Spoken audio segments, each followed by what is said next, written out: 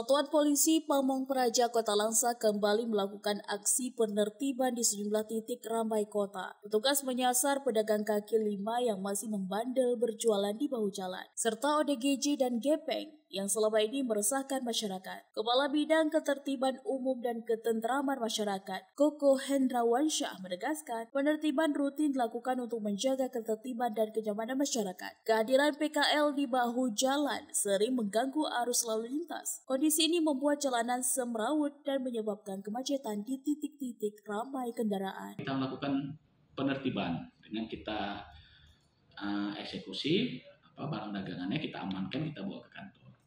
Selanjutnya pedagang tersebut kita berikan waktu sekian hari, ya 1-3 hari. Karena itu hasil penertiban tersebut kita data, dan kita buat laporan sebagai hasil dari upaya tindakan penertiban kita, tindakan penegakan kanun. Bersamaan dengan itu, petugas juga mengamankan ODGJ dan gepeng yang beraktivitas di ruas kota. Mereka dibawa ke kantor Satpol PP sebelum diserahkan ke Dinas Sosial dan pihak terkait untuk mendapatkan penanganan lanjut. Kepala Bidang Perlindungan Masyarakat Satpol PP Kota Langsa, Rizky Julianda mengungkapkan, ODGJ yang diamankan dirujuk ke rumah sakit untuk perawatan. Sementara gepeng dibina dan dipulangkan ke daerah asalnya. Langkah ini untuk menjaga ketertiban dan rasa aman bagi masyarakat. Lumayan sering, setiap dalam bulan ini mungkin ada sekitar 5 laporan yang kami tindak lanjut.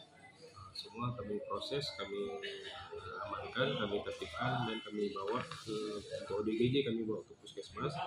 Untuk gelandangan dan lapang kita bawa ke Dinas Sosial. Satpol PP mengingatkan PKL untuk tidak lagi berjualan di bahu jalan karena sudah disediakan lokasi khusus untuk berdagang. Masyarakat juga diminta melaporkan jika menemukan ODGJ atau gepeng di lingkungan sekitar agar segera ditangani secara tepat dan humanis. Dari Kota Langsa, Selina Vita melaporkan untuk Puja TV.